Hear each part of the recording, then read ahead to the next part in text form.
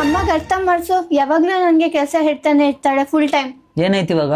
ಚಪಾತಿ ಹಾಕು, ಪಾತ್ರೆ ತೊಳಿ, ಬಾತ್ರೂಮ್ ತೊಳಿ, ಇದೆಲ್ಲ ಕೆಲಸ ನನ್ನ ಕೈಯಲ್ಲಿ ಮಾಡಕ್ಕಾಗಲ್ಲ. ಯಾಕೆ?